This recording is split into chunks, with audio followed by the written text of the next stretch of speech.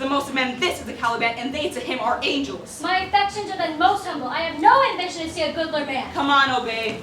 Their nerves are in their infancy again, and therefore have no vigor in them. So they are. My spirit is in a dream are all bound up. My father's loss, the weakness which I feel, the wreck of all my friends, nor this man's threats are but light to me. Might I but once a day through my prison behold this maid. All corners else of the world let liberty make use of. Space enough have I in such a prison. It works. Follow! Thou hast done well, fine Ariel. Come on. Hark what else thou shalt do me. Be of comfort, sir. My father's of better nature than this. This is unwanted. Thou shalt be free as mountain winds, but then do as every point of my command. To the syllable. Come, follow. Speak not for him.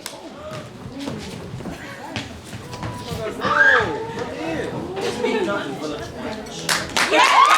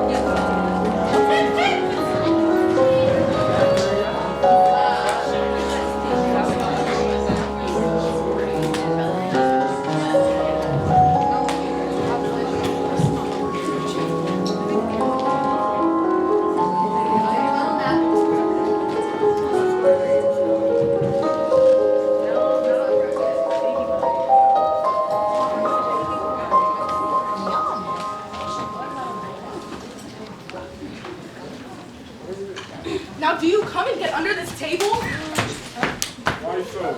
Since the necessary point that you shall be well concealed. But why? Under this table. Lack a day, do as I have you. I have a design in my head and you shall be the judge of it. Now place yourself there, I tell you. And take care that you shall not, take care that you are neither heard or seen. I must needs say, I am very competent, but I must see you go through your enterprise. You will have nothing, I believe, but to reply to me. However, as I'm going to touch upon a strange affair, do not be shocked by any means. Anything I may say must be allowed me as it is to convince you according to my promise. I'm going by coaxing speeches because I'm reduced to it, to get his hypocritical soul to drop the mask, to flatter his imputed desires of his love, to full scope boldness. I may give over when you appear, and to confound him, that I've deemed compliance with his desires. I may give over when you appear, and things need go no farther than you would have had them. It lies on you to stop his mad pursuit when you think that matters are carried far enough, to spare your wife and to not expose me any farther than is necessary to disobey you. This lies at your interest. It lies at your discretion, and he's coming. Take care. Stay close. Be sure you're not seen.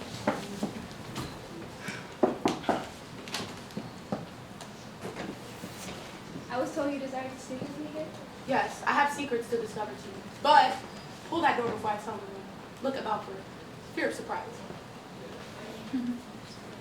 We must not surely make a business of it, as it is just now. I never was in such surprise in my whole life. Davis put me into a terrible fright for you, and you saw very well that I did my utmost to baffle his designs and moderate his passion. I was under so much concern.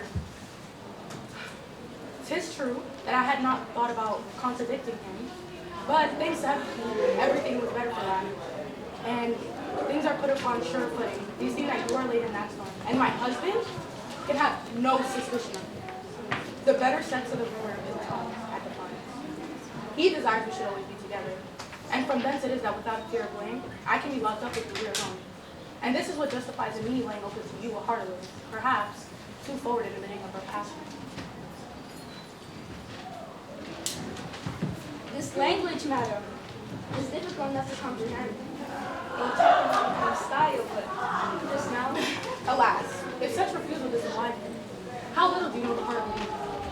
how little do you know what it means when we make so feeble a defense.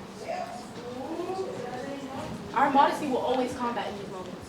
Those tender sentiments you may inspire us with, whatever reason we may find for passion that subdues us, we shall always be a little ashamed to own it. We defend ourselves at first, but by the end of which we go about, we give you sufficiently enough to know that our hearts surrender and that our words uphold our wishes for the sake of honor. And that having regard little enough, we give you sufficiently enough to know that our hearts surrender and that our words uphold our wishes for the sake of honor. And that such refusal promises everything. Without doubt, this is making a very free confession.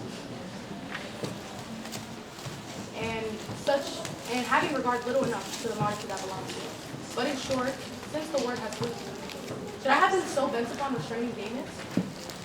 Should I pray with so much mildness, have hearkened to the offer I learned which you made of your heart? Should I have taken things the way you saw I did? If the offer of your heart had had nothing in it to please me, and when I myself would have forced you to refuse the match which had just been proposed. What is it this instant should have given you to understand but the interest one was inclined to take in you? And the disquiet it would have given me that the not resolved on should at least divide a heart which I wanted wholly to my own. 'Tis no doubt, madam, an extreme pleasure to hear these words from the lips one loves. Their honey plentifully diffuses through every sense of sweetness I never before tasted. My supreme study is the happiness of pleasing you, and my heart counts your affection with beauty. But you must excuse this heart, madam, if it presumes to doubt a little of its wisdom. I can fancy these words to only be a sort of artifice that can make me break off and match it upon the conclusion. And if I may, with freedom, explain myself to you, I shall not rely upon so tender language to some of the favors which I sigh after. Assure me the sincerity that may be said, and fix in my mind a firm belief of the transporting goods which you intend me. What? Proceed so fast? Would you exhaust the tenderness of one's heart at once? One does violence to oneself in making you the most heart-melting declaration, but at the same time, this is not enough for you, and one cannot advance so far as to satisfy you unless one persevere to the last stage. The less one deserves the blessing, the less one presumes to hope for it. Our love can hardly have a full reliance upon discourses. One easily suspects a condition full fraught with happiness, and one would believe it before one enjoys it. For my particular, who know I so little deserves your favors, I doubt the success of my rashness, and I should believe nothing, madam, till by the realities you have conceived my passions. Good lack! How your love plays the very tyrant. What a confusion it throws me into. With what fury sway does it govern the heart, and with what violence does it push for what it desires? What, is there no clear of your pursuit? Do you allow one no time to take breath? Decent to persist with so great rigor, to insist upon things you demand without quarter? To abuse in this manner by pressing your efforts to the foible you see people have for you? But if you regard my justice with a favorable eye, why do you refuse me convincing you so?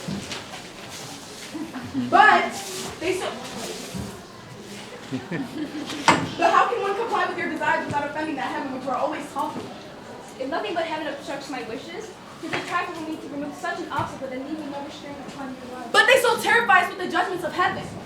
I can disapprove of ridiculous terrors for you. I have the academic scruples, heaven's history, as good our gratifications. But then, there are ways of compounding those matters. It is a science to stretch the string of conscience according to the different exigencies of the case, and to rectify the mortality of the action by the pure and our intentions. These are secrets, madam. I can instruct you when they can nothing. Satisfy my desire, and fear nothing. I will answer for you and take the sin upon myself. You cough very much, madam. Yes, I'm on the rack. Will you please have a bit of this licorice? 'Tis an obstinate cold. But without doubt, I'm satisfied that all the licorice in the world will do no good in this case. It is, to be sure, very troublesome. Aye, more than one can express. In short, your scruple, madam, is easily overcome. You are sure of it being an inviolable secret here, and the harm never consists in anything but the noise one makes. The scandal of the world is what makes the offense, and sinning in private is no sin at all. In short, I see that I must resolve to yield, and that I must consent to give you everything, and that with less than this, I will not to expect for you to be satisfied or give over. It is indeed very hard to go to that way, and I get over it much against my will. But since you are obstinately bent upon reducing me to you, and since you won't believe anything that can be said, but still insist on more convincing testimony, one must never resolve upon it and satisfy him. And if this gratification carries any offense in it, so much the worse for him who forces into his body. The fault ought certainly not be left at my door. Yes, madam. I take it upon myself and the thing in itself. Pray go look out at that gallery and tell me if my husband be not in that gallery. Why need you take so much care about him? Betwixt us two, he is a man to be led by the nose. He would take pride in all our conversations, and I have brought him up to the point of seeing anything without believing.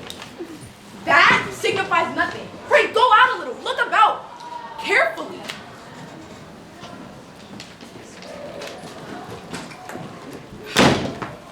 In a Bible full of I vow, I can't recover myself after you stuns me. How do you come out so soon? Place yourself under that table again. You make fools of people. Stay there to the very last, sure, and don't trust bare conjectures. No, nothing more wicked ever came from hell. Your heart, you must not believe too lightly. Suffer yourself too fully convinced before you yield. Don't be too hasty for fear of mistakes.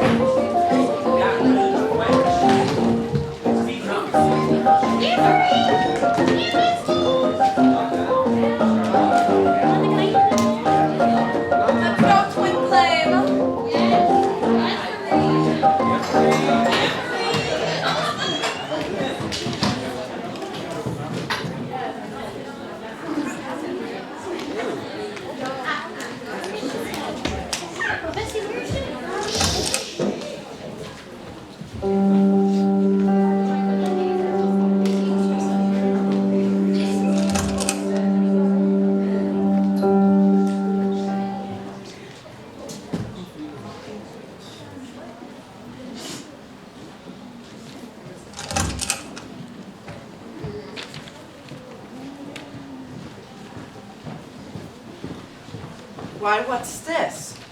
Not gone to bed? You have changed your dress. Yes, I've changed my dress now, Torvald. But why now so late? I shall not sleep tonight. But Nora, dear. It's not so late yet. Sit down, Torvald. I have much to discuss with you.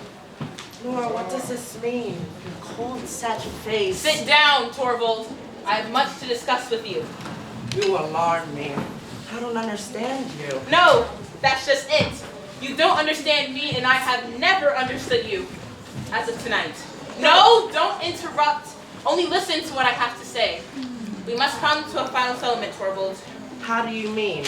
Does one not strike you as we sit here? What should strike me? Does it not strike you? This is the first time you and I, man and wife, have ever talked about anything serious with each other. Seriously? Well, what do you call seriously? During 8 whole years and more, ever since the first day we've met, we've never exchanged words about serious things. Was I always to trouble you with the cares you could not help me to bear? I'm not talking of cares. I'm saying we have never yet set ourselves get to the bottom of anything. Why, my dear Nora? What have you to do with serious things? Here we have it. You've never understood me. A great injustice has been done to me, Torvald, first by father and then by you. What? By your father and me? By us who have loved you more than all the world? You have never loved me. You only thought it was amusing to love me. Why, Nora? What a thing to say. Yes, it is so, Torvald. When I was with father, he would tell me all his opinions. And if I didn't like it, he wouldn't have agreed with me. When I was home, he would call me his doll child as I played with my doll toys. Then I came to live in your house. What an expression to use about our marriage. You settled everything according to your taste, and I've got the same taste as you. Or at least I thought so. Both ways, perhaps. Here I have been living like a beggar from hand to mouth, and it's your fault my life has been wasted. Why, Nora? How unreasonable and ungrateful you are. Haven't you been happy here? No, never. Not happy? No, only married. You've been so kind to me, Tora, but our house has been nothing but a playroom. Here, the children have been my doll children. I thought it was fun when you played with me, but now our marriage has been nothing but a game. There is some truth in what you say, exaggerated and overstrained though it be, but henceforth it shall be different. Playtime is over.